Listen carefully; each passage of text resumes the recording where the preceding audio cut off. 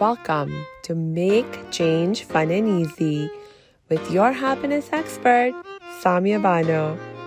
This is the podcast to help change makers, coaches, trainers, and healers break your chains of fear so you can create the impact and income you desire with fun and ease.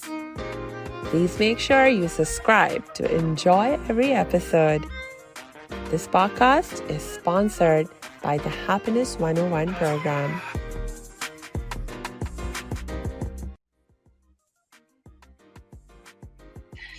Hello, salam, shalom, namaste, sat sri akal, aloha, hola, ciao, bonjour, buna, and privyet.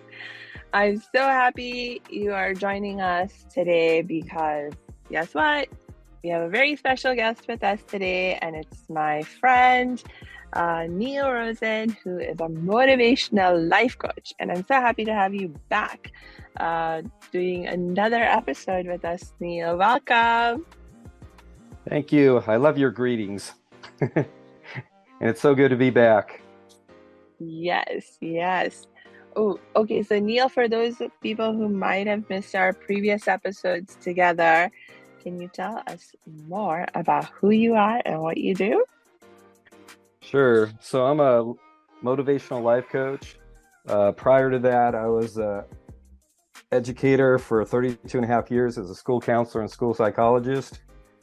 And so what I do now is that I try to help people reach their personal goals or business goals.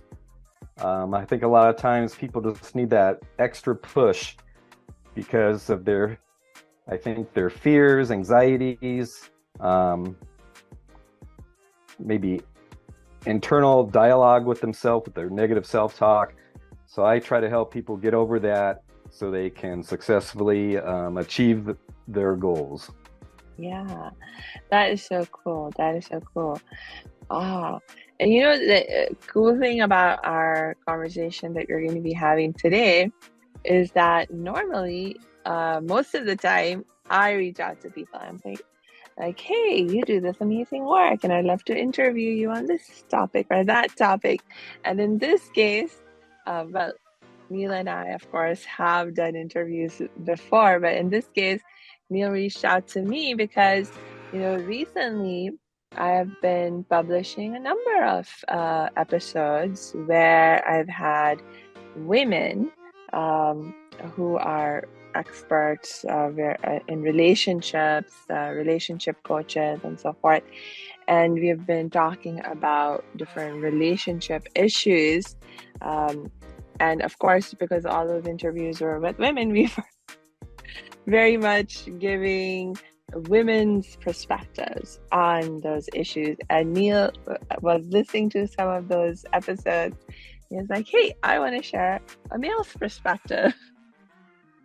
I think that's a fabulous idea. Thank you for bringing this up to my attention. And I am really looking forward to our conversation today. Well, thanks for giving me the opportunity. So the last speaker I heard was Dr. Marie Kovanen. Did I pronounce her last name right? Yeah, I call her Dr. Marie. Yeah, and I know she was a licensed psychologist and a dating coach. And I just wanted to give a male's perspective. I agreed with a lot of things that she was talking about. But what were some of the things that you heard her say that struck you? Well, she talked about this intoxication in love, and sometimes we put blinders on because these emotions take over us, and sometimes we don't see some maybe red flags that normally we would notice. But since we have this emotional, I guess, the strong emotion that she called an intoxication, I think it sometimes blinds us of, the person that we're dating. Yeah, if I remember correctly, we were talking about, experiencing the emotional cocktail, as it were, where, you do sort of like get caught up in strong emotions and feelings and that because, our emotions are such a strong driver of our behavior that it can be a little bit challenging to maintain perspective on a lot of things that we may otherwise find important. I mean, for example, I remember one of the issues that, or examples that, might have come up in our conversation was lifestyle. Like to think about if you're serious about being in a relationship with someone in the long term, it's important that you make sure that your lifestyles are compatible.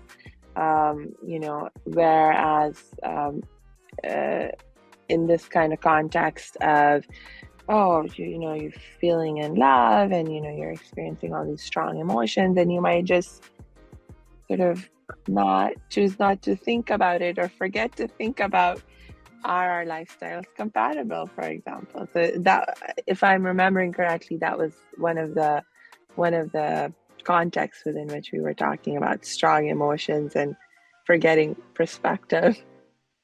Right. Yeah. So what I want to talk about, and I don't even know who to give this credit to.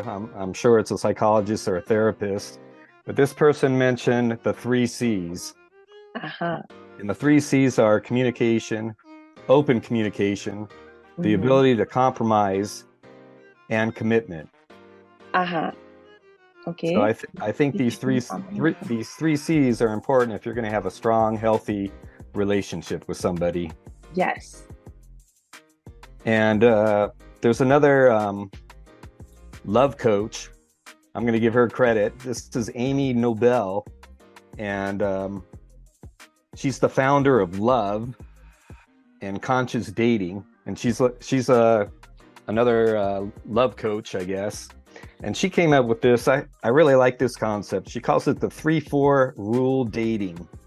So there's Uh, four key principles that you should know by the end of the third date. mhm. Do you have chemistry with this person? Is there like a physical attraction? Do you Uh-huh. have common core values? Is there emotional maturity with the person that you're dating? And is Uh-huh. there a readiness? Because a lot of times I think people might have the chemistry and they Yeah. may have some of the same core values, but Yeah. the other two are the important ones, I think. The emotional maturity, and are you ready to be in a serious relationship? Uh-huh. Yes. Yes. Tell me more. I think Dr. Mari and I were talking about that as well. Yeah. So what's your perspective on like what's the problem that people deal with when it comes to these let's talk about emotional maturity. When you think about emotional maturity and why it's so important to a relationship, like what's a problem that you see people struggling with? Hey, thanks for tuning into this episode. Hope you're getting value out of it. For your information, this episode has been sponsored by the Happiness 101 program. Are you a change maker, coach, trainer, or healer? Are chains of fear holding you back from making the impact and income you desire? Using a unique combination of positive psychology and the spiritual wisdom of our most effective change makers, the Happiness 101 program helps you break through your limiting beliefs and manifest the abundance and success you desire with fun and ease. Interested? Book a free Happiness 101 exploration call with me, your happiness expert, Samia Bano. Just use my online calendar link in the show notes. Now back to the show. Well, are people being authentic? Are they being themselves? Mm, Are they capable of holding down a job? Oh, Do they have friendships? What are their friends like? What are their family dynamics like? Do they get along with their family partners or family members? yeah, So that's what I would consider the emotional maturity. yeah. Because, and sometimes, I've heard from friends and so forth, from males and females, that people are putting on a facade. It's not who they really are. Yes. And, a lot of times I think, and I remember in my 20s or even in high school, for some reason, I always felt like I needed to be doing something on weekends. I needed to either go on a date or go with a group of friends and do something. And I don't know, I guess maybe at that time I had social anxiety, but I wasn't even aware of it because I didn't like really being alone. But, now being married after 34 blessed years, and my wife's listening to this. No, but I'm comfortable with myself. Yeah. And sometimes my wife goes, "Where are you going?" "I'm going to the movies." "Who are you going with?" "I'm going by myself." She goes, "Really?" "Yeah, really. I'm going by myself," because sometimes I find it's easier just to go with myself than try to ask friends, and then you got to wait until they return your phone call or text to see if they're available. And I just find it easier sometimes if there's a movie I really want to see, I'll go see it myself. Yeah. Yeah. When you were mentioning emotional maturity and the examples that you give of like issues that can come up in terms of emotional maturity, it made me think about, wow, like a lot of things came up for me in the context, especially like when I think about like comparing my Indian-Pakistani culture and comparing that to the American dominant culture. There is like significant differences in terms of what counts as emotional maturity and what the expectations are. So, for example, in my Indian-Pakistani culture, most of us, we have a certain level of competence, even as little kids, in dealing with other people, especially other family members, because our culture, especially if you're leading a traditional lifestyle, which my family did, certainly when I lived in India and Pakistan, we were in a joint family system. So you're always surrounded by aunts, uncles, grandparents, lots of cousins, not to mention friends, Right. and more extended family that doesn't live with you. And so even as a child, you're constantly getting coached by your elders on how to behave and treat other people, especially family members, so that we can all continue to live together in relative harmony and peacefulness, because it's not otherwise easy, like to live with so many people that that know everything about you, and who feel like they have a right to speak and have opinions on your life and everything that you do. I mean, it takes major social skills to be in that kind of environment and make it work. And so that is something that I feel like I have had a lot of advantage growing up in a traditional Indian-Pakistani context the first 18 years of my life.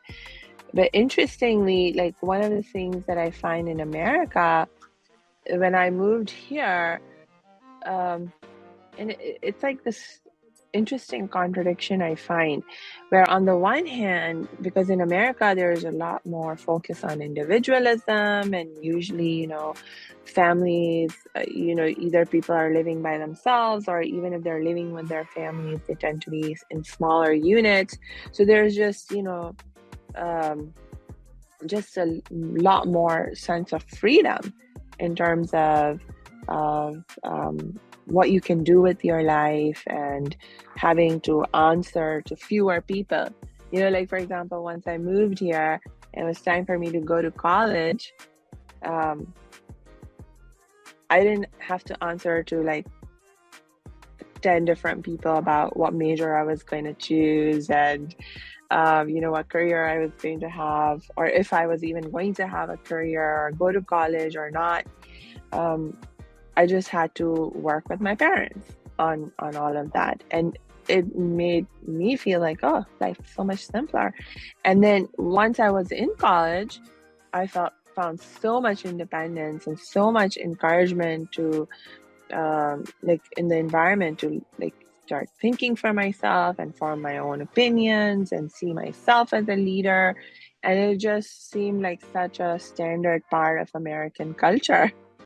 And so I've definitely become more opinionated, more assertive, more confident, like as an individual, and a lot more open also, because the other aspect of our Indian-Pakistani culture, as I experienced it, was that we were taught that we had to keep quiet about a lot of things that we didn't like, because it would cause disruption in the family and, like create unnecessary conflicts.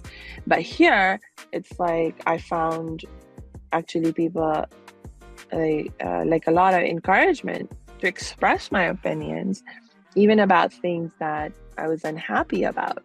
So, when I see Americans struggling with authenticity and not being able to express themselves, or feeling like they have to put on a facade, at first I found it surprising, yeah, and maybe I'll just pause there and let you respond.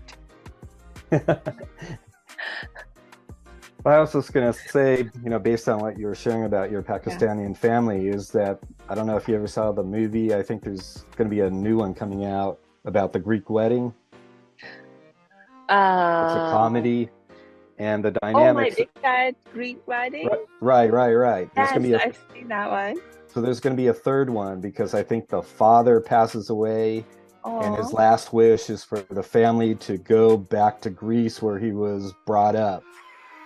And the dynamics, I think, are very similar to what you were describing.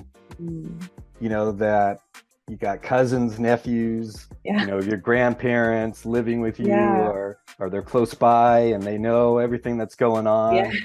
Or it's kind of like I don't know if you ever watched that Everyone Loves Raymond. No, you ever watch that show? No. Well, Ray Romano, he's married and he has 3 young kids, and he has a older brother that's a police officer, and his parents live next door, and they're always coming over, and the mother is always giving advice. So I was thinking that the dynamics, of the Greek wedding and the Ray Romano and I Love Raymond is very similar to what you were describing. Yeah. So like when you think about your friends and family and the people that you coach struggling with emotional maturity and like authenticity issues, like what's the root cause from your perspective for that, and what do we do about it? Well, I think, like I was saying before, I think you got to be yourself. You can't pretend to be something else, because I know the people now in their 20s and 30s, I think, are doing this online dating. And then they put a profile themselves and describe, their interests, what they like, what they're good at, what their job is or career or occupation is. And from what I've heard from my friends and just people sometimes at work, is Yeah. that people kind of stretch the truth, or they maybe show a picture of themselves on their profile like maybe 5 or 10 years younger than what they actually are now. And so, I think that's not being honest when you're meeting this person for the first time. It's like, Yeah. you're not the picture I saw online. Yeah. And I thought, Yeah. I want to share this, and I don't even have my daughter's permission, but I don't even think she would be upset with this, is that my daughter did online dating, and the last gentleman she met, she actually married. And I think this was before COVID or during COVID. I don't know. They just had a lot of conflicts because of work and so forth. They were just talking all the time, texting and chatting on Zoom or some type of social media. They didn't actually meet each other in person for a month. But they were kind of like good friends by that time because they learned a lot about each other. Yeah. That's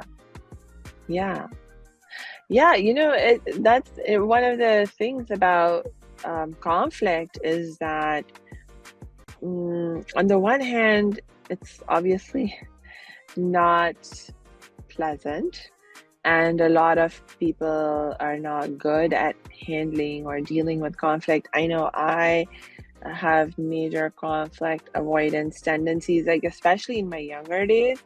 I was extremely conflict avoidant because, I didn't have emotional maturity. I was like very emotionally fragile, and I couldn't handle even small conflicts. I couldn't. So, and my best strategy was to just run away from any kind of emotional upheaval or conflict that I perceived coming my way. But the thing is that as you mature and you grow in your capacity to deal with conflicts, it actually can strengthen your relationships and help relationships heal in ways that's not possible until you go through the conflict. I know, for example, I remember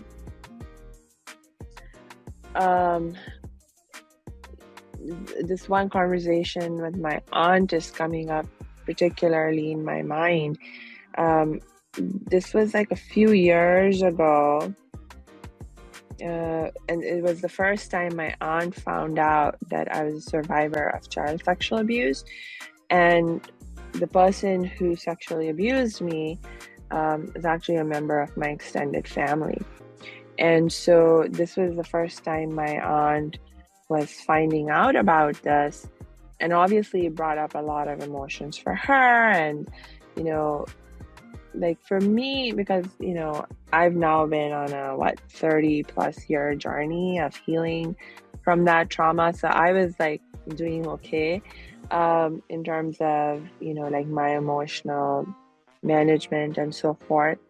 But it brought up like some strong, like, you see, what was actually happening, to give a little bit more context, is that until like just a few years ago, I had never talked in public about the fact that I was a survivor of child sexual abuse. And I was at a point in my life where I felt it was extremely important for me to begin to speak up publicly about my experiences, so as to educate and help with prevention of child abuse, particularly like child sexual abuse. Because in my experience, one of the biggest reasons child abuse continues to exist and that we are not able to take better preventive action around it is that there's so much silence.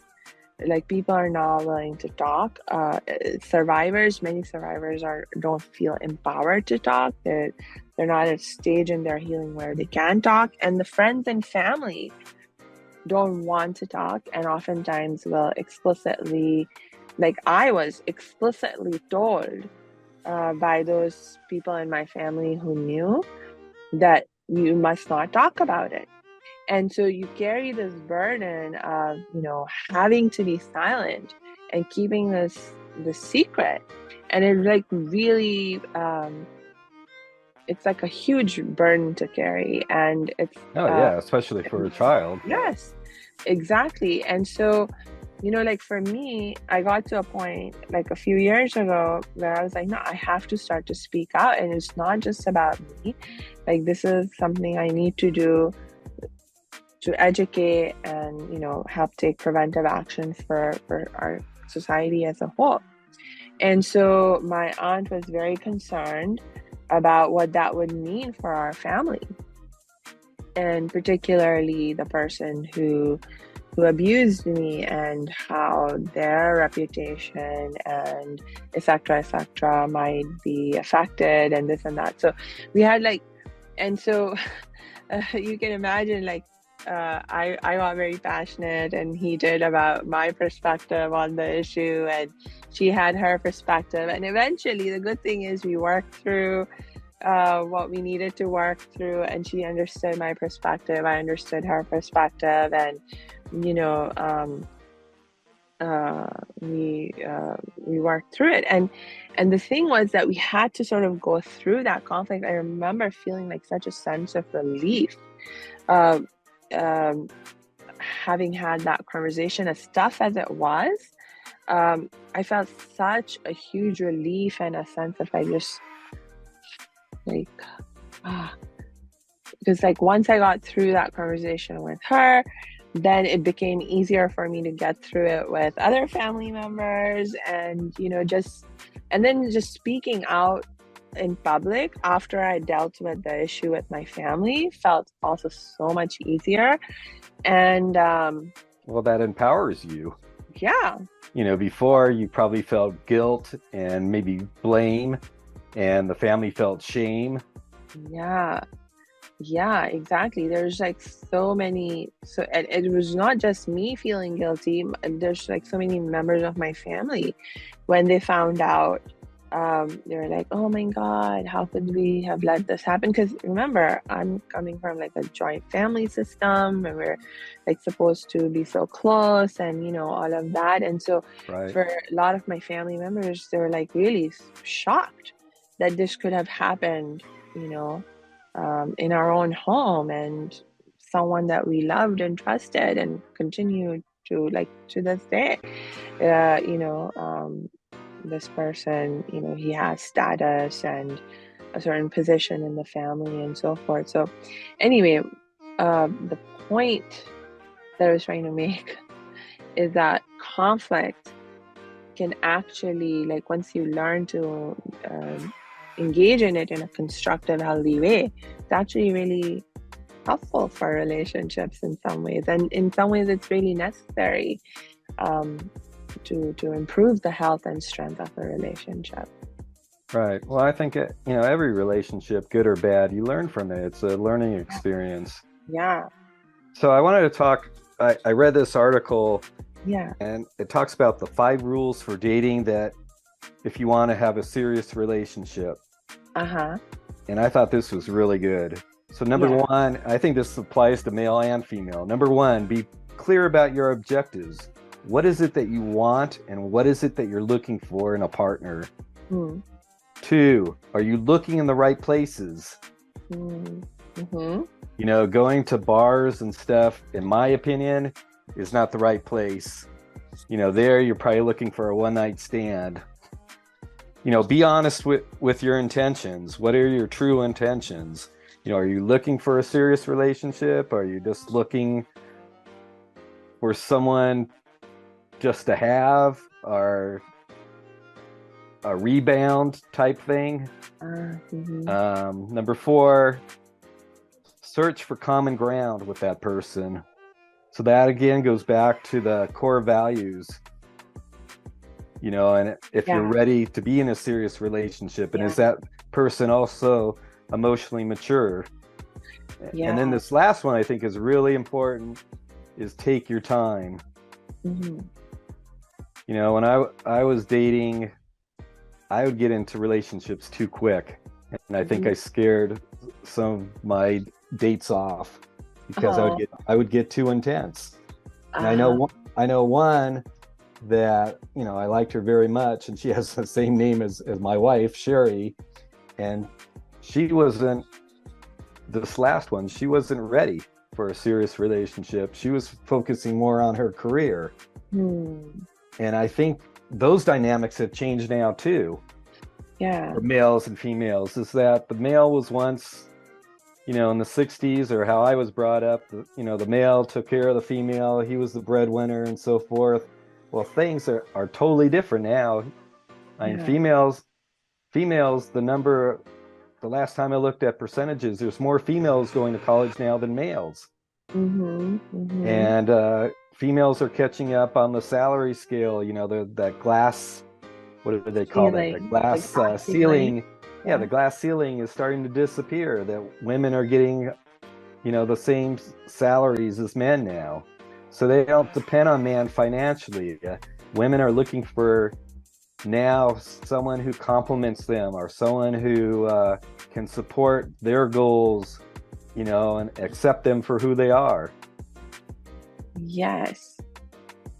So that's a really important issue, I think. Also, like, especially again, sorry, I keep going back to my Indian-Pakistani culture, but that's where I come from. So, when we think about gender roles, again, in Indian-Pakistani culture, again, if you're leading a traditional lifestyle, which most of my family was, and continues to do, like you were saying, Neil, it was very similar where the man is the breadwinner, the woman stays home, but things are starting to change. And in like my generation, and actually the generation after me, wow, there, I actually have nieces and nephews now who are old enough that they're getting married and into relationships themselves. Things are changing. Like even those of my family that are still back in India and Pakistan, things are changing. The dynamics are changing. And a lot of the change, as you were saying, for us also is coming from the women. So how does that sort of like, again, because I would love for you to share from a male's perspective, like if a woman is in this space where she's like, okay, I want a career and I want to balance my career with different aspects of my life, and I want a partner who will help me and support me in those goals. What are the challenges that come up for the men who want to date or be in serious relationships with these women, and how do you recommend that they deal with it? Yeah, well, first of all, I think before you get in a serious relationship, you gotta be comfortable with yourself and love Yeah. yourself, because I think a lot of time people go into relationships and they're trying to find someone who's going to make them happy. Mm.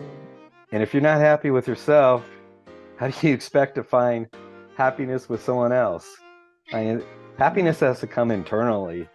And I think a lot of people aren't happy with themselves, and they try to find someone to fill that gap. And I think that's a big mistake. Yeah. And then I think the man has to be comfortable with having possibly a woman make more money than they do, Mm.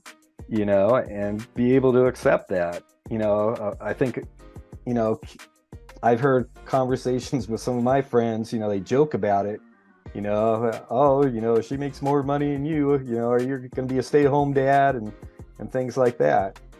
So, you got to feel comfortable with that as a man. And I don't know, things are changing, in relationships and on the rules. And I think we need role models. And I don't know if those role models are out there yet because of the changes in the dynamics of relationships. On TV, when I was growing up, our role models were the Brady Bunch, my 3 sons, and I'm dating myself, but that's what I saw on TV, and that's what I thought were family dynamics, and what I saw in my family or with my relatives, my aunts, and uncles and cousins. Yeah. And that's what I base what I know, or what you see in the movie theater. And a lot of times what you see in the movie theater is delusional. It's not true. It's a fantasy. Yeah. And I think sometimes, people look for that type of relationship based on what they see in movies, and it's not out there. It's not true. And I think they get disgruntled, upset, frustrated because they're looking for something that doesn't exist. Yeah. So if because from what I understand, can like, when I think about why men might struggle with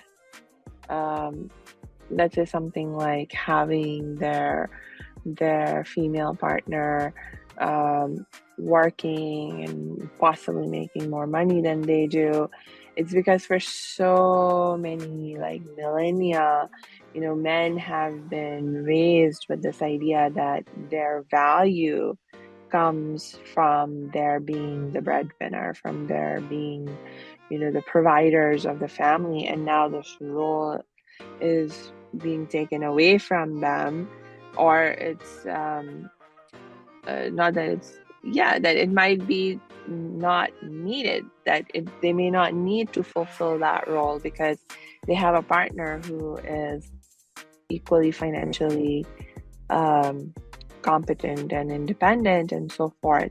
And so I imagine that then you have to find some other purpose to your life, some other way to give meaning to why you're going to work and what work you're going to do, and so on and so forth.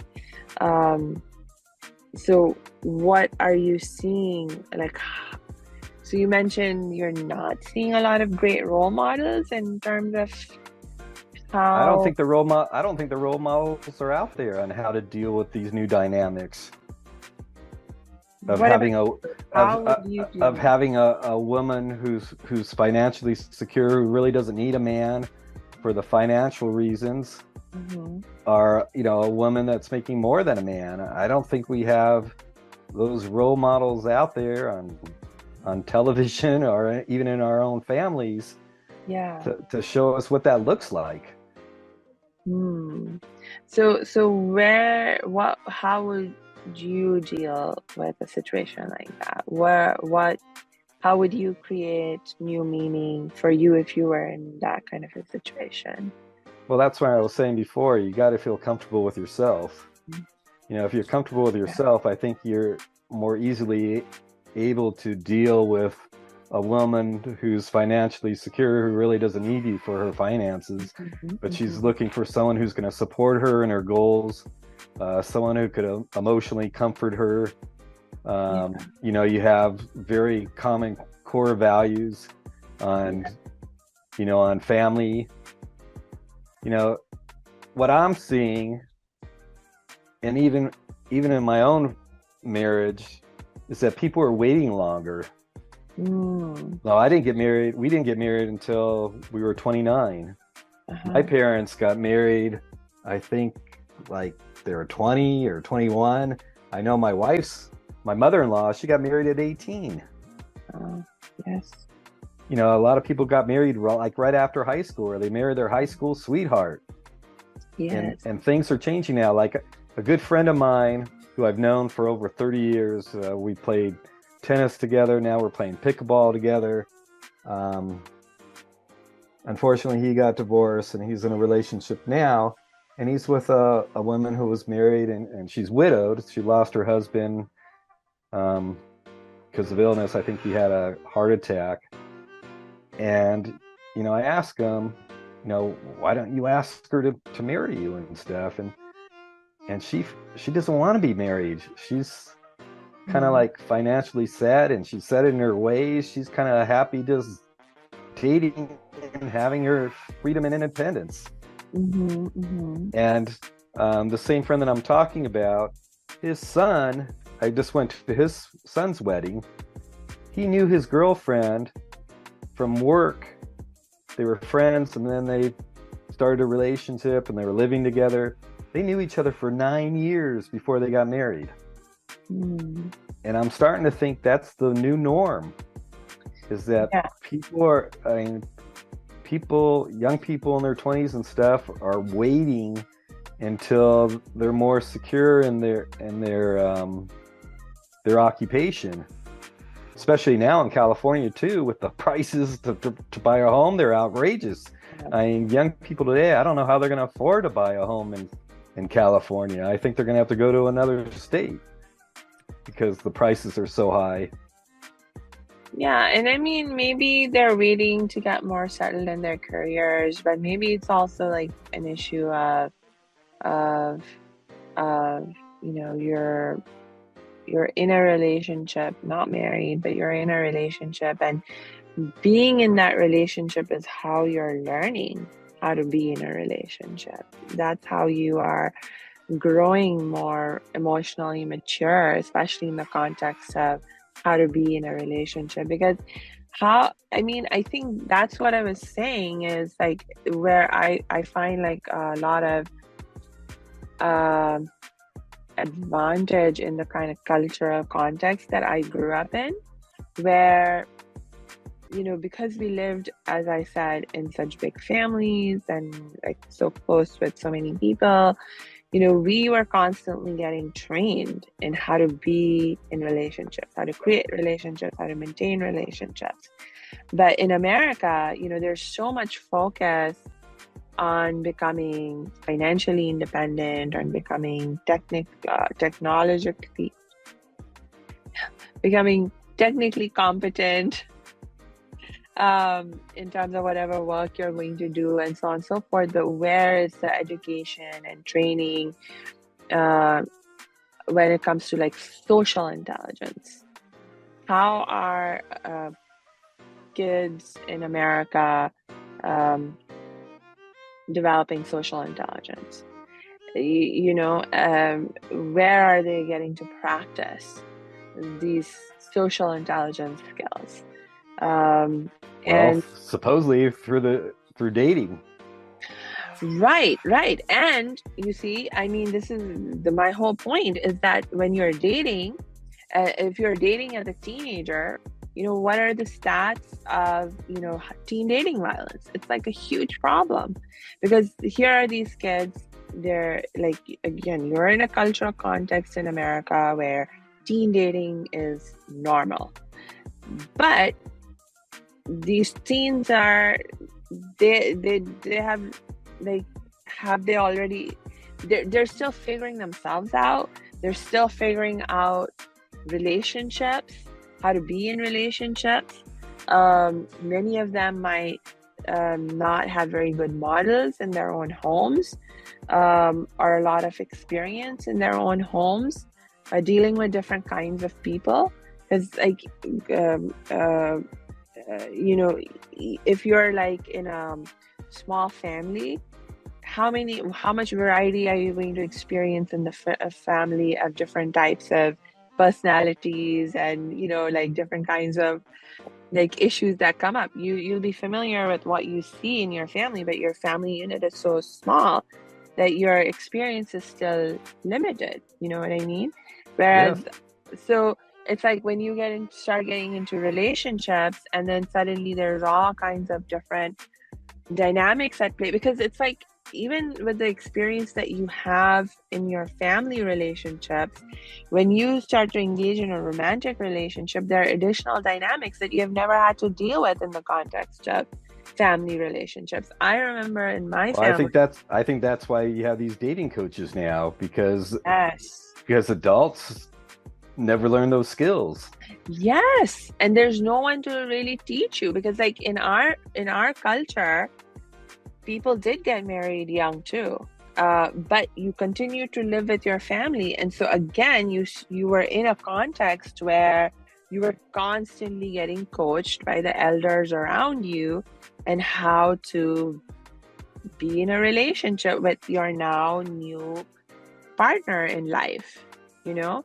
And there's this whole process of the young couple being trained into how to be a couple, and not Yep. just be a couple, but to integrate into their new larger families as well.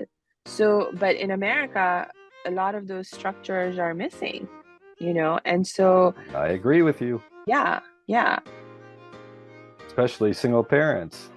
A lot of yeah. times there's no father figure, so a young man has no role model unless he has a uncle or someone else in the family dynamics to take his place.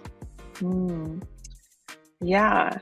So for sure, I think that's one of the reasons why maybe it might even be a good thing that young people now are taking longer before they get into marriage, because they need to figure things out. Because it's like with marriage, I find like I would all I my perspective is that it's a very sacred tradition or an institution that we have, and it should be taken very, very seriously. And um, it's like in my culture, like for example, in America, here in the American Indian-Pakistani community, one of the things that I'm seeing our people struggle with, especially those who are new first generation immigrants, and then they have children over here who are growing up.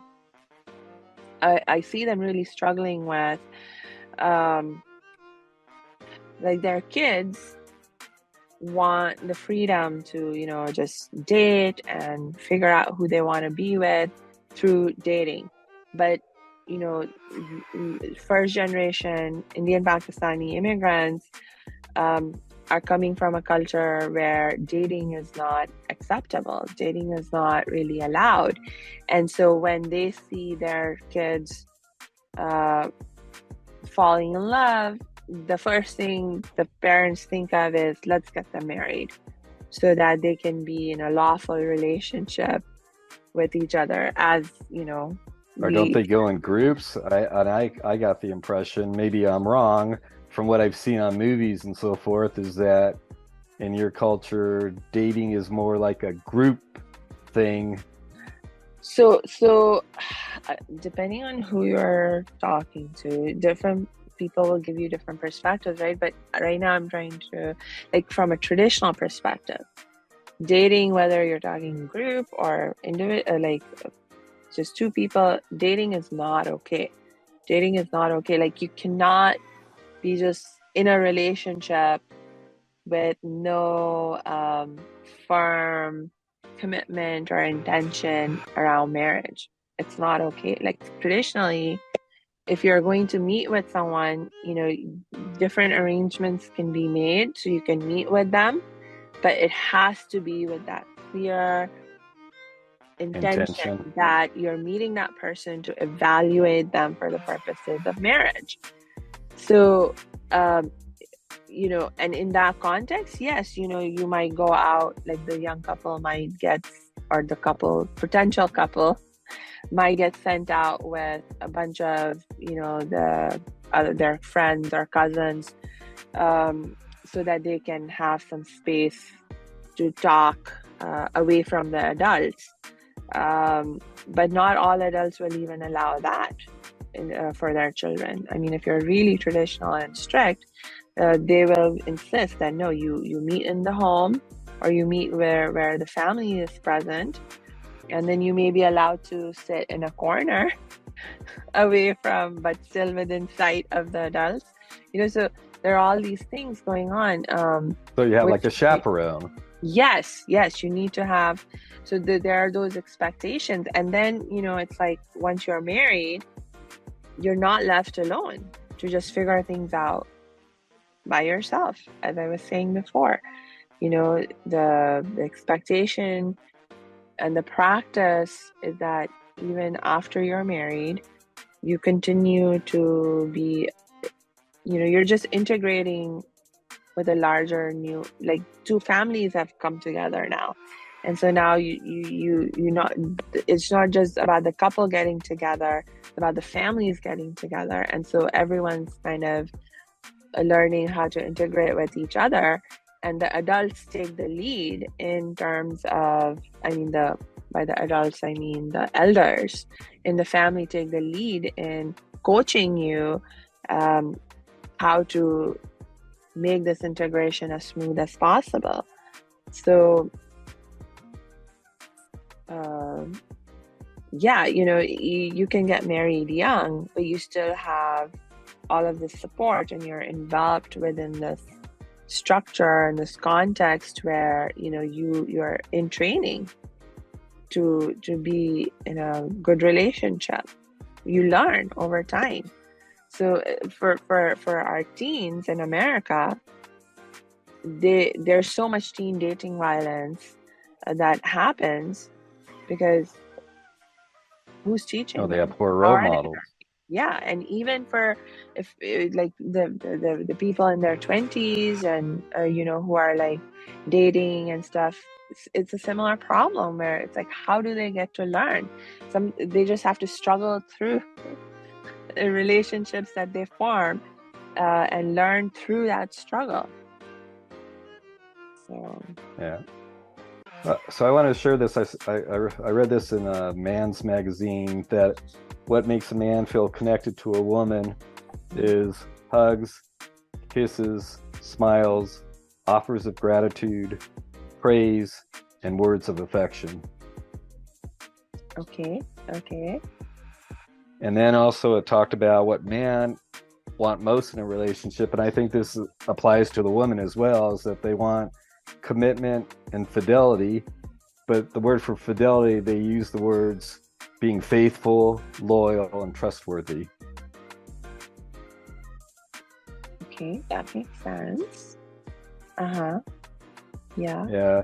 And then I wanted to bring this up on first dates, because I've talked to some of my friends and they're telling me these stories on their first dates that drives them nuts. And it was from this article too, and I go, oh my God, this is exactly what some of my friends were telling me, is that on first dates people are just too negative, and they complain about their personal problems and their past relationships.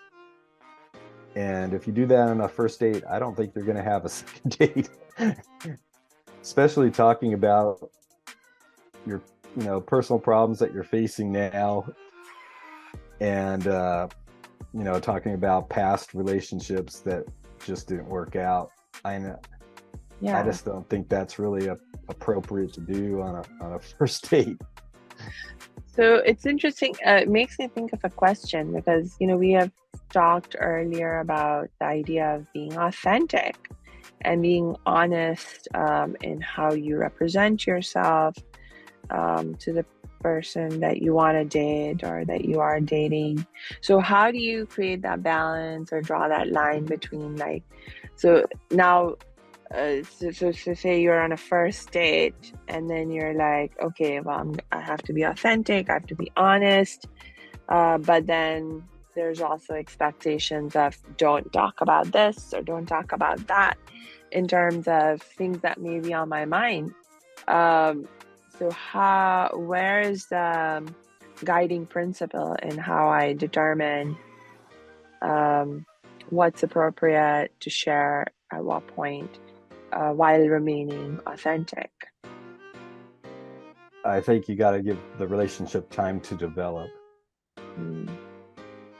I think maybe probably a couple months before I would share maybe, personal, maybe financial problems that you have, or, past relationships that, especially I guess if it's a divorce and you're dealing with a spouse about, dealing with a child that you share, something like that. I think I would wait a couple months until the relationship had an opportunity to build or to develop. But if you just playing a little bit of a devil's advocate here, it's like if you wait for like, let's say a couple of months, might it not be too late? Because like, for example, let's say if you have some serious financial problems and you wait for a couple of months, what, like the person on the other side is like, oh, I don't want to have to deal with this person's financial problems. Like maybe if they knew more beforehand, more upfront, they could make a more informed decision about, or if you have like a emotional trauma that you're still dealing with from a past relationship, but you don't, because it's going to affect your current relationship, but you don't talk about it up front, or at least give someone a heads up, then 2 months in, and then the emotional, you start to tell them about, oh, I still have this emotional trauma, and this is how it's still affecting me. And then maybe it's like, well, that's what I think it's appropriate then at that time, a couple months down the road, if they're at that point where the relationship, I guess, is getting more physical, and the person doesn't feel comfortable because of their traumatic experiences, I think this would be a time to explain why you have these hesitations or why you're tightening up. I think this is the perfect opportunity to explain why you're acting this way. So the other person understands, where you're coming from, that it's not personally them, it's stuff that you're, still trying to deal with.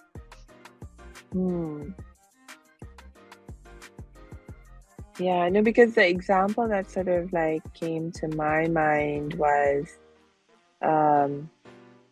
because I don't want to interrupt you, but I just want to get, because I'm just thinking about this. I have a friend now who's in a relationship, and I keep on asking him, why are you still in this relationship? I don't get it.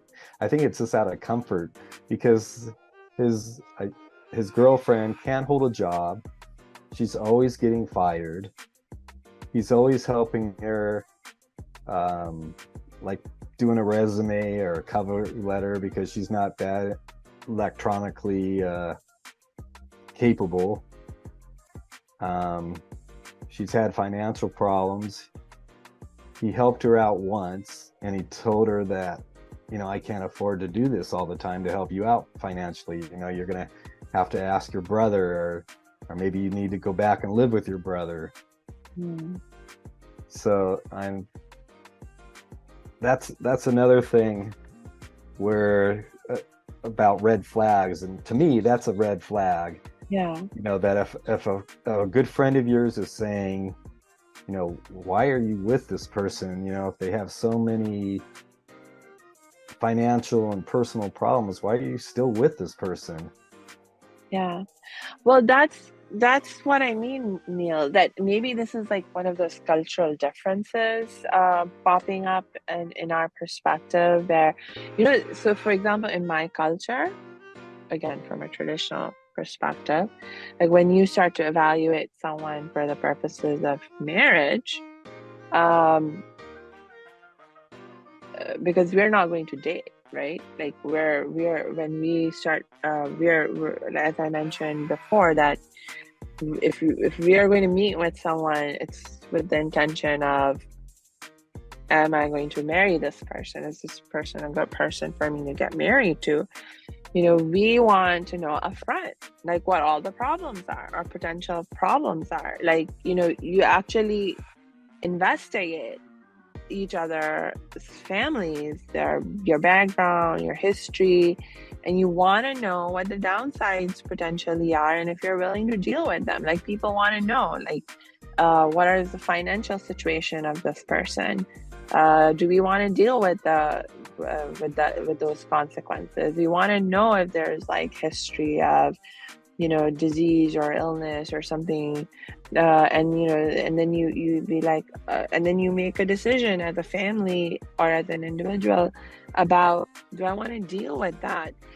And so we want to know upfront, like, where the problems are. In fact, there's a very strong, like in general, we are taught in our community, in our culture, the ethic is that in general, you don't reveal your family's issues and problems to people who are outside of the family.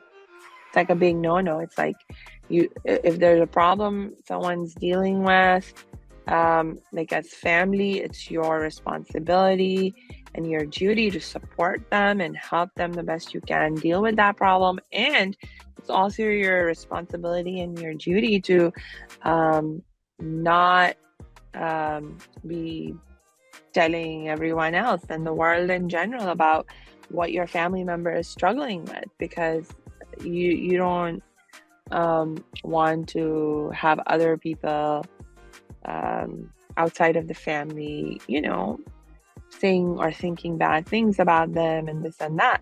But the one exception is when there's a marriage alliance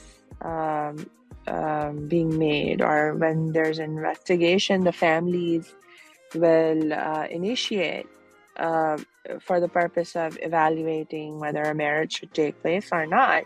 That's the one situation within which we are told, if you know something about this person that might negatively impact the person that the relationship that is being considered, you need to be honest and share about that. So for example, I'll give you an example. One of my cousins was getting married, and as Muslims, we're not allowed to drink or do any kind of drugs. And so because we are a practicing Muslim family, we were very upfront and clear that we said, we are a practicing Muslim family, and in our family, we do not consider it okay for people to consume alcohol or do any other kind of drugs. And so we have this expectation that whoever marries into our family, the boy, he's clean in that way, that he doesn't do drugs or drink alcohol. And there were like so many proposals that were brought to our attention that we had to reject because they didn't meet this one criteria. But how do we know whether the boy drinks or does drugs or not? Because these things, especially in India and Pakistan, like no family will ever say it, like, in general, like that, oh, my boy drinks, especially if they're like Muslim family, right? They're going to hide that. They're not going to talk about it. But when there's a marriage thing going on, investigation going on, then that's the time for people to be upfront and be honest and be like, no, my boy drinks, And so we have this approach and this expectation that, we want to know what the problems are up front. That makes sense. Yeah. So, yeah. So I wanted to talk real briefly, because I don't know how much time we have, but about some of the red flags to look out for. Sure. The one is if the person makes you feel bad about yourself. Yes. If they're second guessing their feelings towards you. Yeah. They don't listen to you. If they don't support your goals. If they pressure you to get physical before you're ready. Yeah. Relationships are all about them. Yeah. This is a key one. They don't get along with your friends and family. To me, that's a big red flag. Negative feedback from friends, like I was telling you, what I was asking my friend. You never meet their friends or family. And the person's like calling you crazy all the time. Like if you think that the person's cheating on you, you just brush it off and say, oh, you're crazy. It's all in your mind. Yeah. Yeah. I agree with those. Those are all really important red flags to be aware of. I think the one red flag that made me think about context is important is, your friends and family having issues with your potential choice. Because immediately one of the contexts that popped up in my mind was racism, for example. Like, um, or classism. Like in my, okay, let me stick to um, examples of in my Indian-Pakistani culture. In India and Pakistan, classism is a huge issue. Like, people are very class conscious. How much money you have, what your class status is. These are huge issues. People are very, very conscious. And as times have been changing, I think for the better.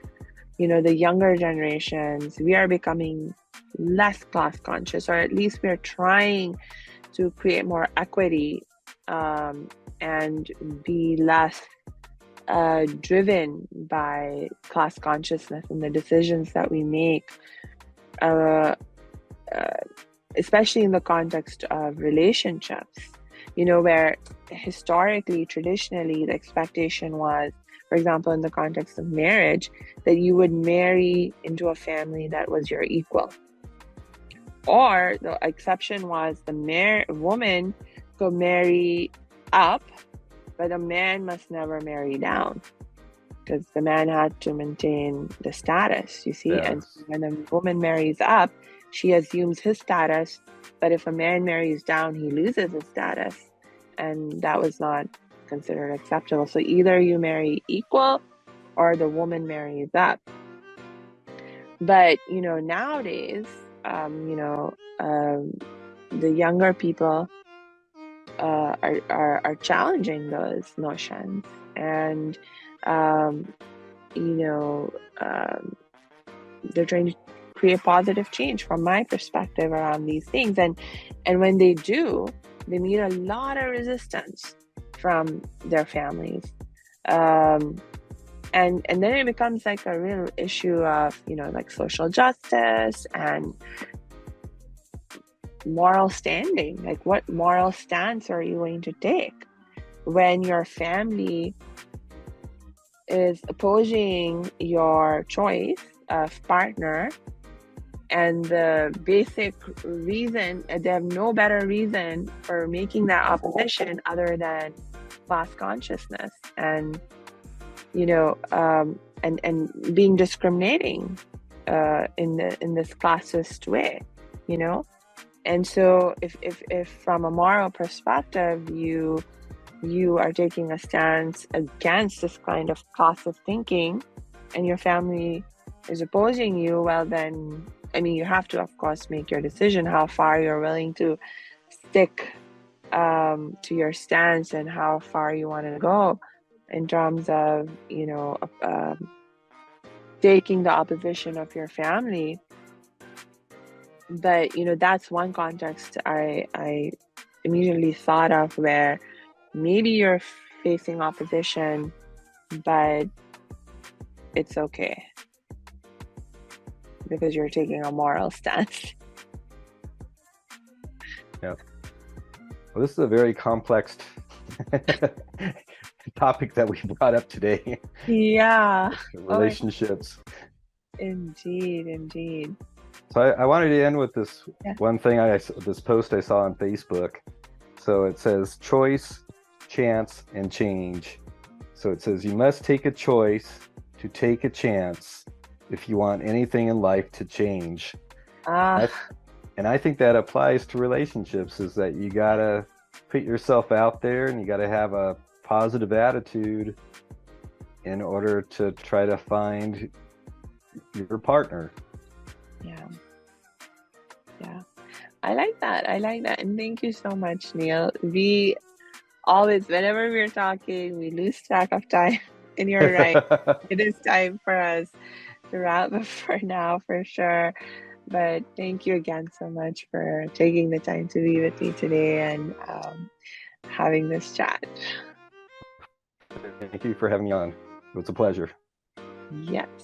And so I will just end with a reminder to all of our listeners to check the show notes, because we will share Neil's links in there so you can connect with him and learn more and get more support from him as a motivational life coach whenever you need it and whenever you're ready for it.